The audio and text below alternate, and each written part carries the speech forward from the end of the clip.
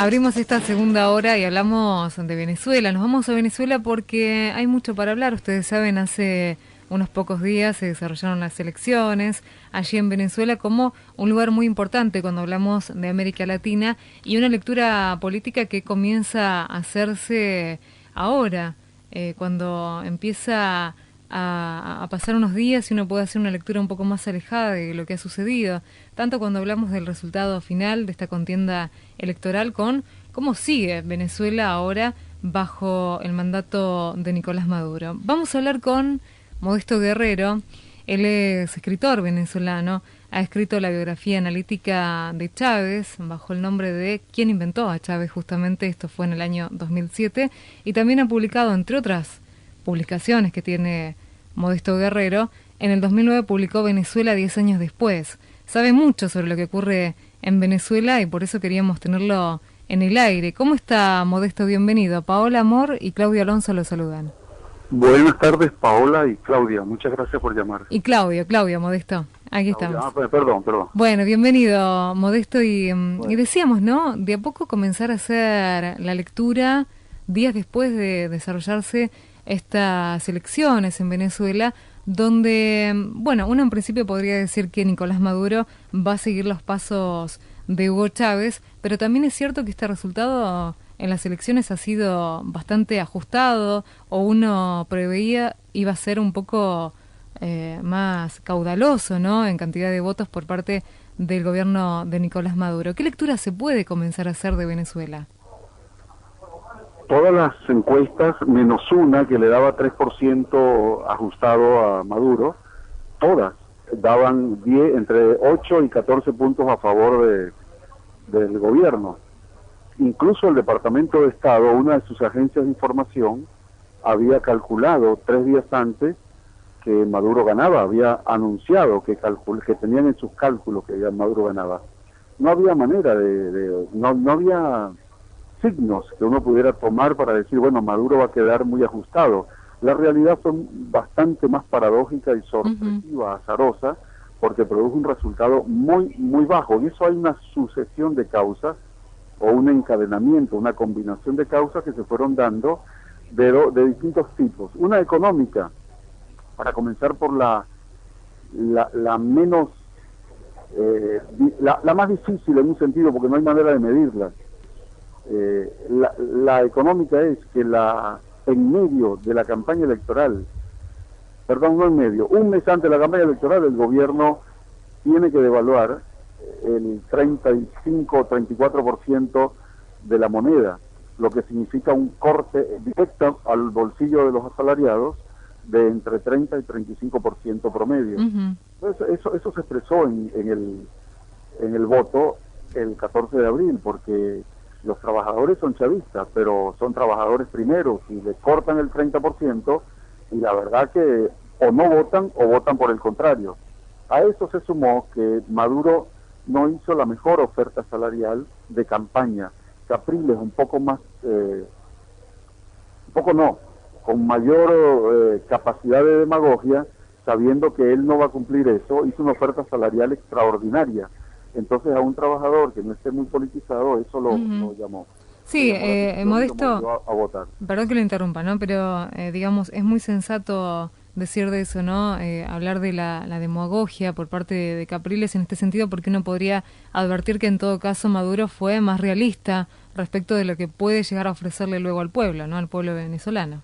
Eso puede ser leído así, no hay problema. El asunto es que no olvides que el que gobierna es Maduro. Al ser Maduro el que gobierna, él tenía que hacer una propuesta electoral superadora de la de Capriles, porque el que paga los platos rotos cuando se gobierna, así no los rompa él, es el gobierno. Entonces Capriles usó bien su capacidad de demagogia. Él no tiene mucha capacidad de demagogia, pero usó el recurso, la demagogia, para hacer una oferta salarial que llamó mucho la atención a sectores trabajadores que son los primeros afectados, porque el que vive del pequeño comercio en los barrios, el que no es asalariado regular, no tiene problema por la inflación, pero no le sacan del salario el 30%, se lo sacan por inflación. Esa es una primera razón. La segunda razón es que tuvimos una sobrevaluación de la politización del pueblo chavista, creyendo que eso era suficiente para compensar el peso de la ausencia del presidente Chávez. Es la primera elección presidencial sin Chávez. Creímos que el grado de politización consciente expresada en el cortejo fúnebre podía traducirse en un voto que compensara la ausencia. Bueno, no ocurrió así. El peso de la ausencia funcionó como un factor pendulante. La abstención que se manifestó, que fue baja, 21-22%, no favoreció a Maduro, sino a Capriles. El gobierno, el chavismo perdió 1.200.000 votos entre octubre y ahora. Ese es el segundo factor importante. Luego hay factores coadyuvantes, secundarios, subordinados, pero que jugaron importante peso en capas menores de la población. Uno, el desabastecimiento. Desaparecieron de las alacenas 11 productos de primera necesidad, en algunos lugares 4, 5, 6. Eso es fundamental en un proceso electoral, porque crea la sensación de que el gobierno no es seguro, no da credibilidad. Dos, hubo 223 sabotajes eléctricos al sistema eléctrico. Imagínate por un momento la ciudad de La Plata con 100 sabotajes eléctricos o cortes eléctricos por saboteo. El estado de desazón, de incertidumbre que crea. Eso lo paga el gobierno también. Y luego hubo una campaña feroz, muy feroz, de incertidumbre y de anuncio de violencia. Ellos instalaron, no en el pueblo chavista que lo rechazó, en el resto del pueblo y en capas muy despolitizadas del pueblo chavista instalaron la sensación de violencia, pero no el día de las elecciones, una semana según la localidad que encuentres, 2 semanas en los lugares más politizados. Ellos sembraron esa sensación, que fue acompañada por la prensa internacional, para aquellos que allá leen prensa internacional, que acompañaba eso. Entonces, en ese conjunto de cosas, se debilitó el voto chavista y facilitó el ascenso del voto enemigo, que casi llega a la mitad y pone en riesgo 1%, es muy poco para comenzar a armar un sistema político nuevo. Modesto, ¿cómo le va? Claudio lo saluda. Encantado, Claudio. Bien. Haciendo un paralelismo, quizás no el mejor, ¿no? Pero aquí en la Argentina se discute, por lo menos desde algunos sectores, sobre la posibilidad de una reelección de Cristina Kirchner.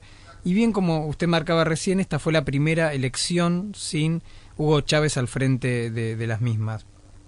Este equiparamiento de votos entre la derecha y el chavismo podría leerse como un mensaje de si falta ese líder, si falta esa persona convocante, la derecha se acerca a la cantidad de votos. ¿Esto podría leerse así? ¿Usted qué opina? Sí, podría leerse así siempre que entendamos que eso puede ser superado. No es un estigma, no es una mecánica de ley que no puede ser superada. Es un fenómeno político que puede ser superado. Si el gobierno impedía la maniobra financiera entre burócratas del Banco Central y mafiosos de la banca y los sectores financieros, especuladores, la devaluación no se producía en enero, entre enero y febrero. Si la devaluación no se producía, la defensa del voto era mayor porque no tienes un golpe en un sector masivo como es el movimiento obrero. Pero eso es hipótesis negada del pasado, no hay forma de saber, porque el hecho es que la devaluación afectó y mucho más la inflación, siempre en relación con la inflación, que es la más alta de América Latina. Eso por un lado, pero es verdad que toda ausencia de un líder, la gente se acostumbra a figuras.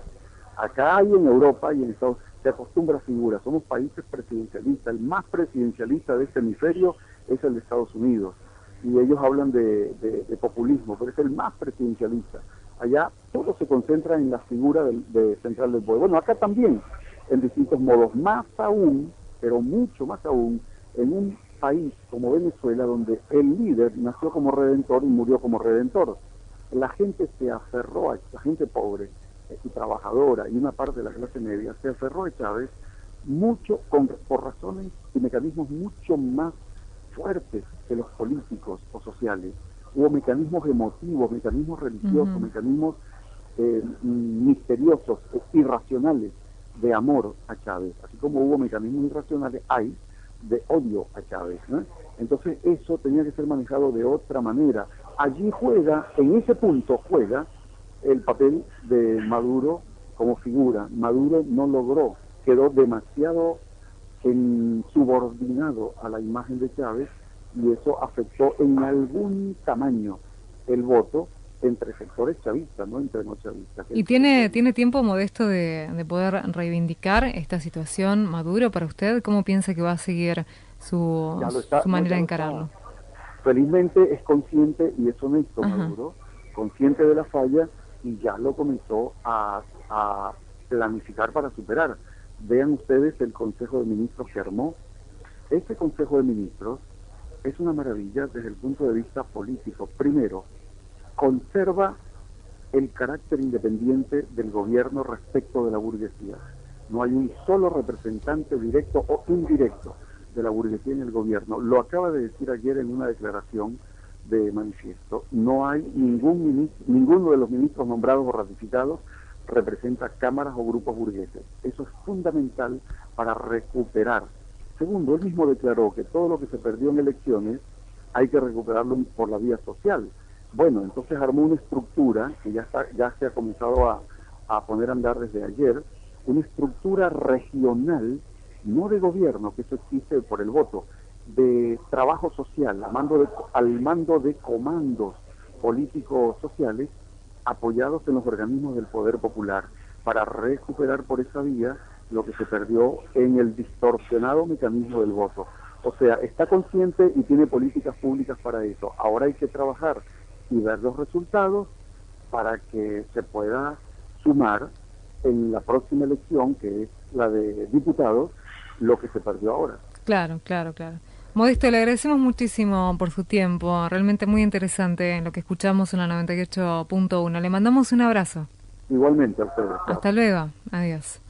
Pasaba Modesto Guerrero, él es, analista internacional, y además de eso ha escrito mucho material que tiene que ver con Venezuela, además de ser venezolano, ¿no? Queda claro esto. Y además es columnista sí, de Página 12 en los temas referidos a Venezuela. Ahí está. Y bueno, la verdad es que es interesante porque por un lado se plantea esta Venezuela en la que ya no está Hugo Chávez, y uno es consciente de que Maduro no es Chávez, ¿no? Nadie va a poder reemplazar de manera absoluta a ningún líder que haya generado tanto, ¿no es cierto?, en un pueblo. Pero también es cierto que, como decía recién, retomando un poco las palabras de Modesto Guerrero, Nicolás Maduro es consciente de la situación en la cual se encuentra.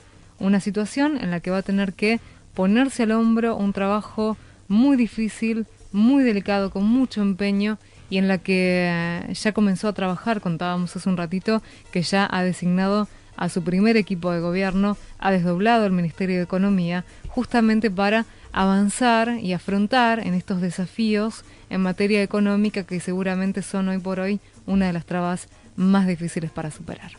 Vamos a un tema musical. Cuando regresemos vamos a estar difundiendo algunas actividades que tienen que ver con la cultura aquí en la ciudad de Berisso.